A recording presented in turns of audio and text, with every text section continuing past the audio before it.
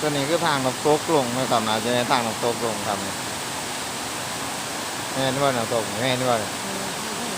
ก็ไปมาจอไว้ฮะเขาไล่มาแต่ข้างบนนี่เนาะความสูงกันรับตัวได้นี่50 เมตรเนาะ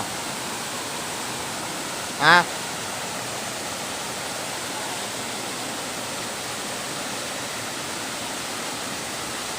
แม่นี่ว่า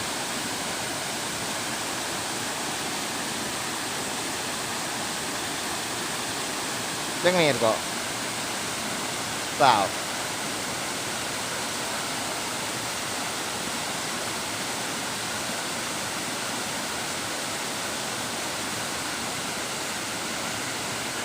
วันนี้พามาชมน้ำตกรอดดูครับผมน้ำตกแสงจันทร์นะครับเนาะน้ำตกแสงจันทร์ครับเป็นอันตรายครับว่าห้ามเข้าใกล้อย่าไปตกลงดู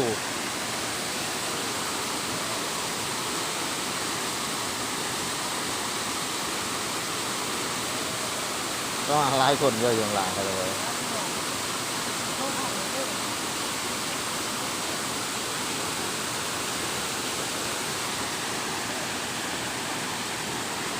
เป็นเองมั้ยเนี่ยเขามาเทเหตุมันเป็นเองวะนี่คือหลายเทใช่เนาะมันหลายงามครับเนาะอ่าว้าว่าเขาทางเขาเลยเนาะทำไมเขาหินมากองไว้เนี่ยนี่เขาเทหินกองเลยวะนี่ว้ามากี่ยังนี่เออมากี่ยังนี่นี่คือเราคือหน่วยงามเลยกินได้อยู่มะเขือเออเป็นยางเลยนี่เนาะไหนเป็นยางมากี่ยังก็บ่ฮู้คือกันเดี๋ยวลงข้างล่างไปส้มน้ำตกกันครับบรรยากาศทางลงวะนี่มาชมบรรยากาศทางลงกันครับมียังที่เด็ดอยู่ข้างล่างอยู่วะ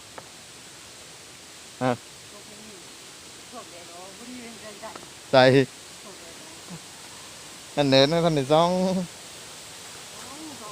ใส่ยังนี่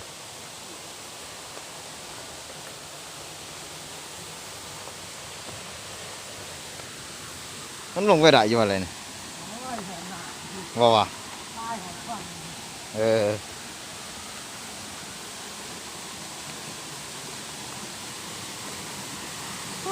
แดดส่องพอดี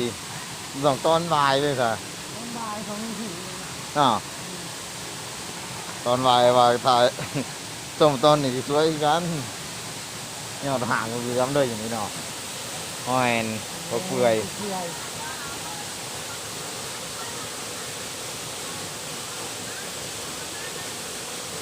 น้ำต้นเปื่อยไปส้มน้ำโต๊ะกันเลยนี่นะทวัดยักษ์ดูสิโอ้นี่ทวัดน้อยสันนี่ฮะ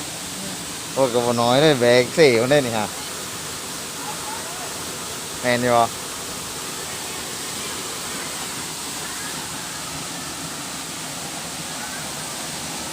ไปเบิ่งน้ำตกเบิ่งน้ำตกเดี๋ยวยินเสียงแม่นวะฮะ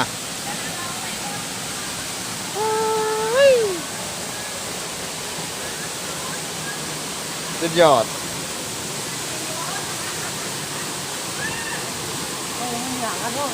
ฮะอ๋อ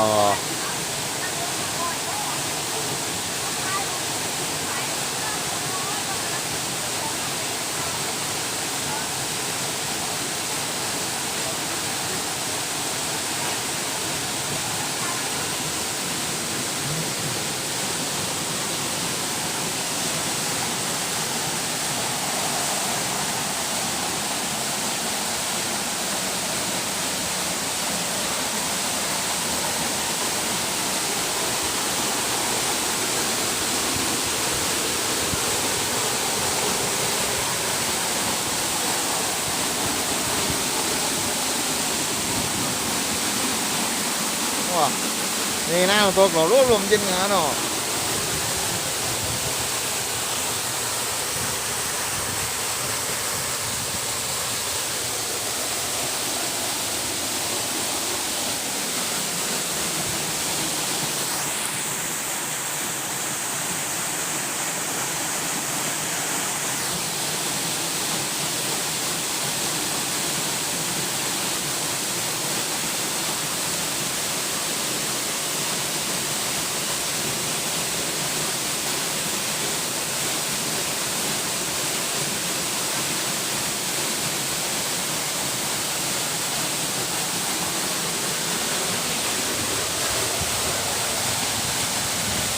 นี่หอปลานี่หอปลาเนาะ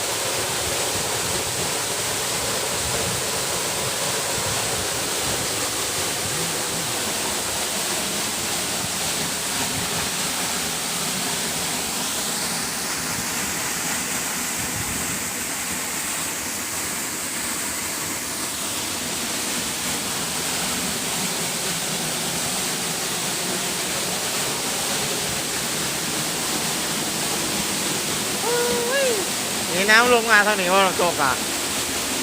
ว้าผมมือตืดลงมาดิค่ะอ่าขาดอะไรเลยครับ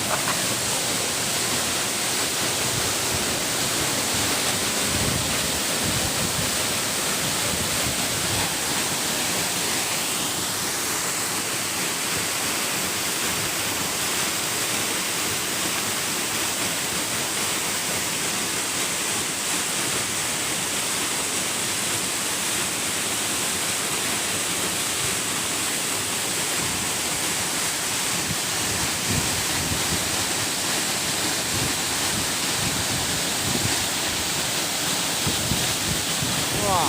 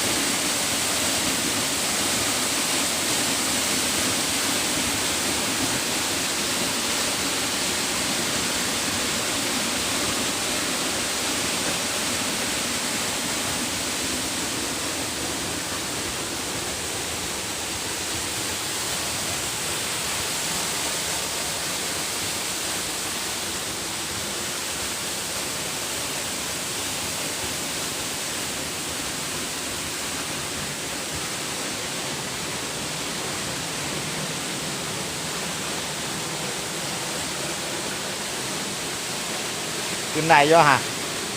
ขึ้นลัดได้ย่อขึ้นลัดได้ย่อแล้วที่ขึ้นไปทางนี้วะ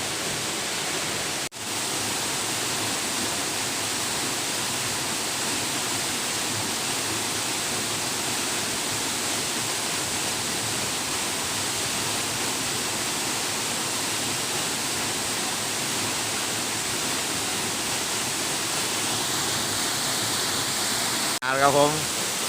บรรยากาศเย็นดีครับบรรยากาศน้ำตกลงลูกกากกากมวนมวนมาเที่ยวอะไรครับเดี๋ยวเจอกันใหม่คลิปหน้าครับผมไปแล้วไปแล้ว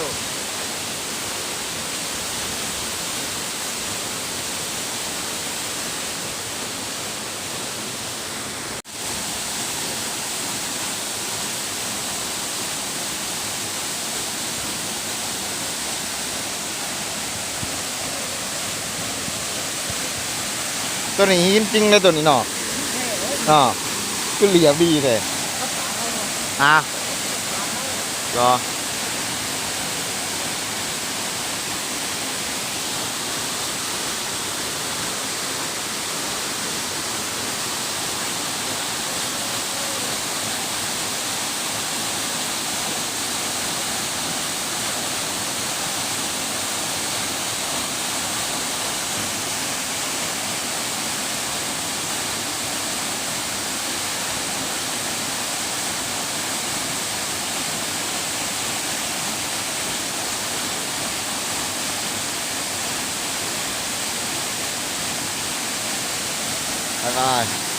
ไปทางนี้ว่ะ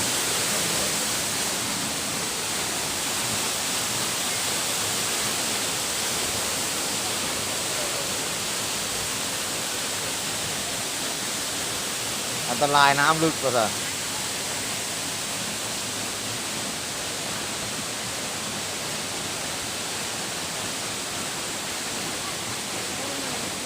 อ๋อลองลงเมื่อไหร่ โอ้ยทันสายเลย อ่ะ ไม่เชื่ออยู่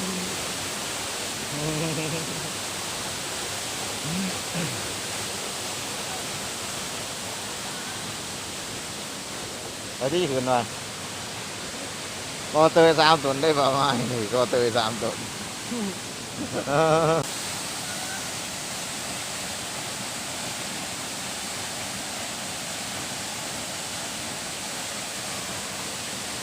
บรรยากาศดีบรรยากาศดี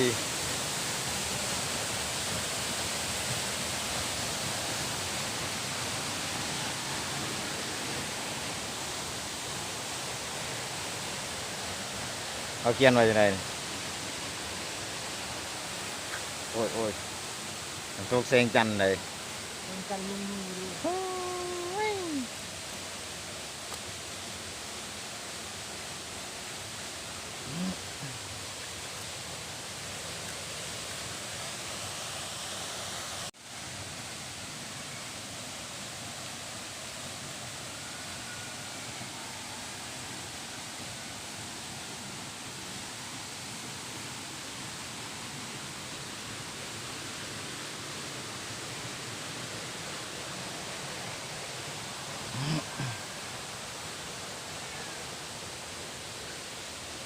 ดอกหน่อยก็งามเลย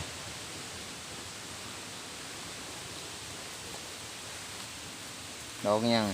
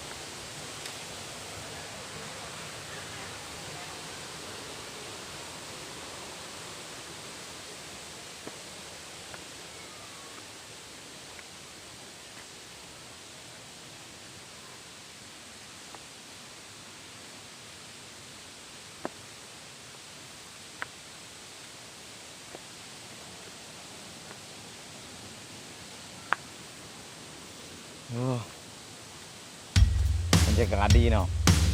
เขาทาเนาะ